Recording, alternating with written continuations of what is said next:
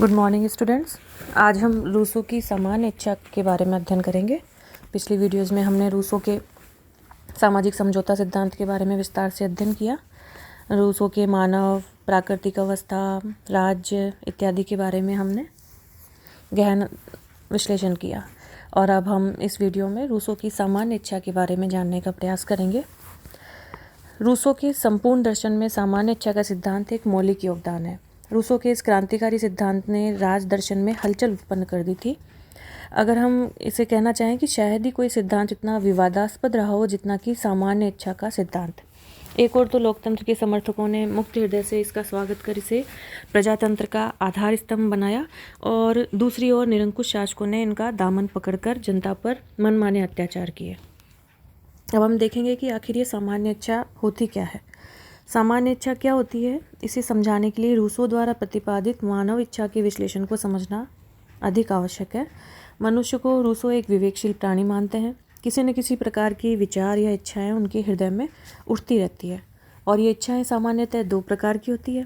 पहली होती है यथार्थ और दूसरी होती है आदर्श इच्छाएं। अब एक्चुअल विल यानी कि यथार्थ इच्छा क्या है? सामान्यतः यथार्थ इच्छा और आदर्श इच्छा का हम एक ही अर्थ ले लेते हैं, लेकिन रूसो ने इसका प्रयोग विभिन्न अर्थों में किया है। रूसो के अनुसार मनुष्य की यथार्थ इच्छा स्वार्थ प्रधान है। वह मनुष्य की अविवेकपूर्ण संकीर्ण प्रवृत्ति का परिणाम होती है, स्वार्थ और व्यक्तिगत हित को दृष्टि में रखती है तथा सामाजिक हित का विचार नहीं करती है।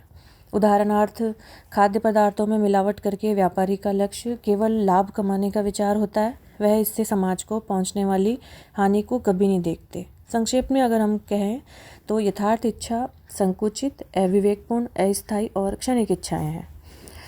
अब हम देखेंगे सामान्य इच्छा। समाज के विभिन्न व्यक्तियों की जो आदर्श इच्छाएं हैं उनका एक सर्वयोग अगर हम करें तो वही सामान्य इच्छा है। रूसो की मान्यता है कि सब नागरिकों की यह इच्छा जिसका उद्देश्य सामान्य हित हो, सामान्य इच्छा कहलाती है।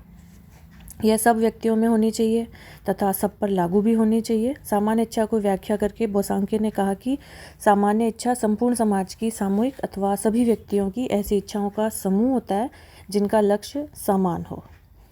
अतः सामान्य इच्छा की हम कोई एक सर्वमान्य परिभाषा नहीं दे सकते। यह एक भाव है जो समझा जा सकता है किंतु व्यवहार में नहीं लाया जा सकता। किसी इच्छा को सामान्य होने के लिए आवश्यक है कि वह सामान्य व्यक्ति की ही इच्छा हो और उसका आधार सामान्य हित हो। अर्थात सामान्य इच्छा के भी दो ढंग है। प्रथम सामान्य व्यक्तियों की इच्छा और दूसरी सामान्य हित पर आधारित विवेकशील इच्छा। सामान्य इच्छा का निर्माण अब कैसे होता है?